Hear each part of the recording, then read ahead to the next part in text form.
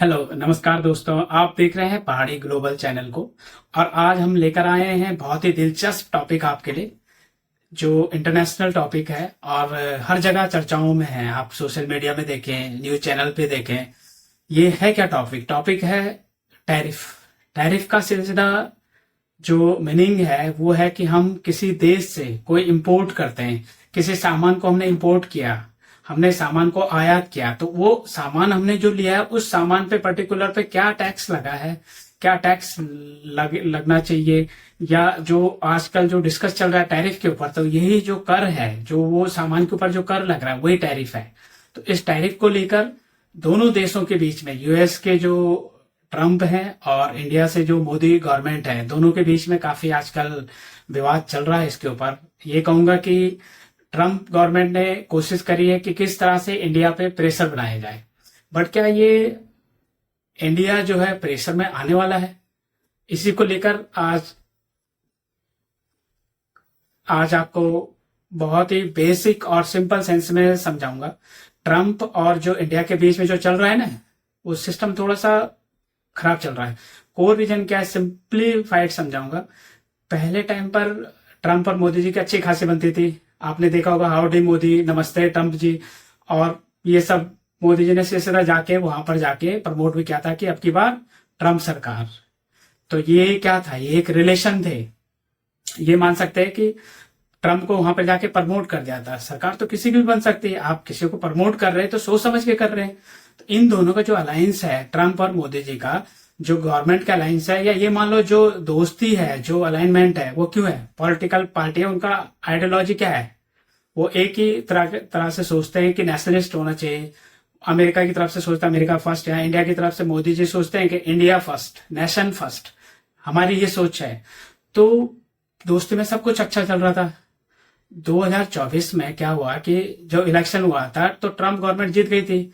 तो कहीं ना कहीं इंडिया गवर्नमेंट को लगा था कि बहुत खुश हो गए थे, दोनों के रिलेशन लगा कि बहुत अच्छे हो जाएंगे, मैत्रीपूर्ण रिलेशन हो जाएंगे दोनों देशों के।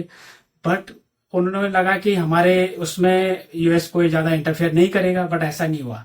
चीजें मॉडिफाई हुआ। 2024 में जब ट्रम्प गवर्नमेंट बनी तो मोदी जी वहां मिलने गए तो वहां पर काफी डिस्कशन हुए। जो पूरा डेलीगेशन गया था तो उसमें बहुत इंपॉर्टेंट था कुछ चीजें। जो भी इलेक्शन लड़ा ना, वो माजा के बेस पे लड़ा, मेक अमेरिका ग्रेट अगेन के बेसिस पे लड़ा था। पूरा कैंपेन का यही मकसद था कि अमेरिका को पहले प्रायोरिटी मिले और बाहर के लोगों को प्रायोरिटी ना मिले। यही तो इलेक्शन लड़ा था पूरा। अब इसमें अमेरिकन को अपॉर्चुनिटी मिलनी चाहिए, नौकरी मिलनी चाहिए, उनकी नौकरी बाहर वाले लोग ना ले जाएं। तो कहीं ना कहीं इसका इनडायरेक्शन सेंस तो इंडिया को हटाने का था। एटलीस्ट इंडिया को जितना हो सके उतना पुश अवे करो। इंडिया सबसे ज्यादा फायदा उठाते ना H1 वीजा का, उसके अलावा जितनी भी अपॉर्चुनिटी है टेक के फील्ड में, बाकी और भी जगह है। तो जब ये मीटिंग 2024 के आसपास हुई ना, इलेक्शन जीतने के बाद, तो उसमें कुछ शर्तें रखी गई थी ट्रम्प सरकार की तरफ से। कि पहले तो ये कि जो हमारे अमेरिका में इलीगल इंडियंस रह रहे हैं उनको हटाना पड़ेगा, उनको डिपोर्ट करना पड़ेगा। उनको इंडिया गवर्नमेंट्स ने बड़े ही क्वाइटली एक्सेप्ट कर लिया था। बेटर बेनिफिट्स के बारे में समझना चाह रहा था, ज्यादा बेनिफिट्स क्या हो सकते हैं, बट बड़े स्मूथली उन्होंने इस चीज को मोदी सरकार ने एक्सेप्ट कर लिया था। फिर अमेरिका कंपनियों का माल जो एक्सपोर्ट होता है इंडिया नहीं पहुंच पाता। टैरिफ बहुत ज्यादा लगा हुआ। टैरिफ का सिंपल मतलब क्या है, 100 रुपए का सामान बेचना चाह रहा है तो इंडिया उस पर 50% टैरिफ लगा रहा, तो 150 का बिक रहा है। 150 का बिक रहा है तो इंडिया मार्केट में वो कम्पिटिट नहीं कर पा रहा है। अब इंडिया 90 का बेच रहे, वो 100 का बेचना चाह रहे थे, फिर भी वो 150 का बिक रहा है, तो मतलब ही नहीं, वो सर्वाइव नहीं कर पाएंगे। तो टैरिफ की वजह से उनकी कंपनी यहाँ पर आ नहीं पा रही थी। तो इसमें भी काफी डिस्कशन हुआ। बीजेपी गवर्नमेंट ने काफी काफी हद तक उसको एक्सेप्ट कर लिया था। यूं कह दिया था कि ठीक है, इस पर डिस्कशन शुरू कर लेते हैं। डिस्कशन अब भी चल रहा है, डिस्कशन खत्म नहीं हुई। कई सारे मीटिंग हुई है, कई सारे डेलीगेशन आए हैं। अब 4-5 मीटिंग हो भी चुके हैं, सिस्टम बैठ नहीं रहा है। मोदी जी ने वहां भी प्रोबेबली, इंडिया गवर्नमेंट थी जो, उन्होंने हाँ कर दिया कि ठीक है, कुछ अंडरस्टैंडिंग है, उनको हम समझ लेंगे, बट सामान बेच सकते हैं, टैरिफ कम कर लेंगे या कई कुछ चीजों में जीरो कर लेंगे। बट एक इंपॉर्टेंट चीज थी जहां मसला फंस गया, वो क्या था? एग्रीकल्चर और डेयरी प्रोडक्ट। ये यहाँ थोड़ा सा कहानी को आपको ध्यान से सुनना, बहुत इंटरेस्टिंग है। इसके पीछे का क्या मकसद है, जियो पॉलिटिकल यूएस और चाइना का ट्रेड वॉर हुआ था बहुत पहले, वो ट्रम्प के टाइम पे हुआ था।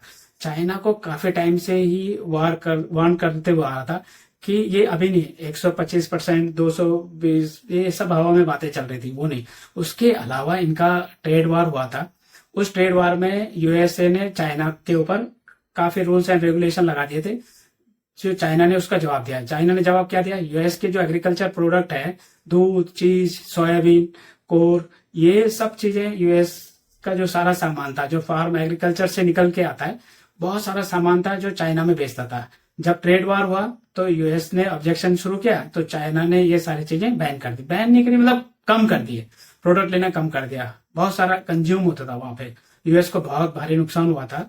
और इसमें यूएस में फार्मर्स का भी अच्छी खासी लॉबी है, बहुत बड़ी संख्या में। उस फार्मर की लॉबी सिलसिला क्यों हुई कि माल उनका चाइना एक्सपोर्ट हो रहा था। अब अमेरिका तो सारा माल खा नहीं पाएगा जब चाइना नहीं जाएगा, तो प्राइस भी क्रैश हो गए। तो प्राइस बहुत बेसिक अंडरस्टैंड है, ये प्राइस कैसे क्रैश होते हैं, सप्लाई डिमांड के ऊपर है, कभी दोबारा चर्चा करूंगा। तो चाइना नहीं जाएंगे तो फिर कहाँ जाएंगे? चाइना इतना बड़ा कंजप्शन का मार्केट है, इतनी बड़ी पॉपुलेशन है, इंडिया भी है, बट पहले तो चाइना पे ही निर्भर थे वो लोग। तो अब वहां पे प्राइस क्राइस करने लग गए। प्राइस क्राइस हुए तो फार्मिंग अर्निंग का क्या होगा?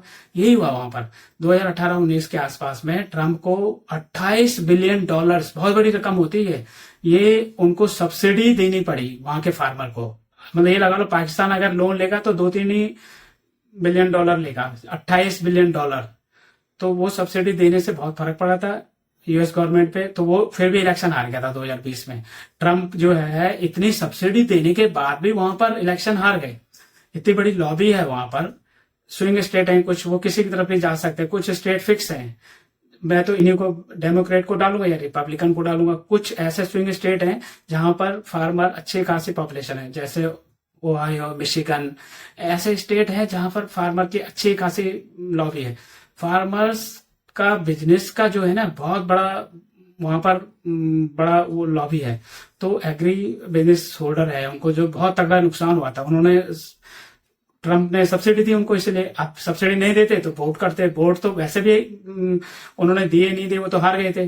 पर टैरिफ वार जो चल रहा है, तो वो 90 दिन के लिए होल्ड किया था चाइना के अगेंस्ट में यूएस ने।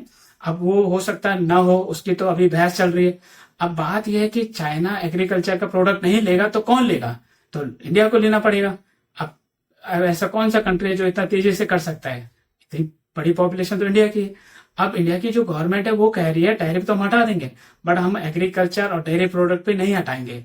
अब मिल्क, चीज, सोयाबीन लाना चाह रहे हैं, वो नहीं आएगा, क्योंकि इंडिया के पास जो है पॉलिटिकल पार्टी कोई भी हाथ नहीं भरेगी। पॉलिटिकल सुसाइड है ये। हमारे देश की जो फार्मर की बनाई जाए, जैसे टैरिफ को लेकर उसने अभी बात करी है, पाकिस्तान से भी बात कर ली, पाकिस्तान के ऊपर भी बड़ी मेहरबानी कर रहा है, क्योंकि ट्रम्प की ये कूटनीति है कि किस तरह से इंडिया को डाउन करना है, इंडिया के ऊपर प्रेशर डालना है। बट मैं यही कहूंगा कि सभी पार्टी, चाहे वो कोई भी पार्टी हो, हमारा किसी पार्टी से कोई मतलब नहीं है, चाहे बीजेपी हो या कांग्रेस हो, इनको सदन में बैठना चाहिए और इस टैरिफ के ऊपर ओपन हाउस में डिस्कस करना चाहिए। जो भी नेशन फर्स्ट के लिए, जो भी देश के लिए अच्छा है, हमें यूएस के प्रेशर में नहीं आना है, इसके लिए डिस्कस हो और सबको एकजुट होकर टैरिफ के ऊपर हमें वार करना चाहिए। वार ये होगा कि हमें नेशन फर्स्ट रखना है, उसके लिए कोई पार्टी नहीं है, हमें कोई पार्टी को लेकर नहीं चलना, आगे देश को लेकर चलना है। तो देश की सारी पार्टियां बैठे सदन में, ओपन हाउस पे डिस्कस करें और देश के लिए जो बेस्ट हो सकता है वो करें। यही आज का हमारा टैरिफ को लेकर डिस्कशन था। आपके साथ में एक चाह रहे थे कि इंफॉर्मेटिव जानकारी दे दें कि क्या टैरिफ का एक्चुअली वर्ल्ड में चल रहा है। तो उम्मीद है कि आपको समझ आया होगा और चैनल को सब्सक्राइब करें, लाइक करें, शेयर करें। इसी तरह से और भी टॉपिक आपके सामने लाते रहेंगे। धन्यवाद। Thank you.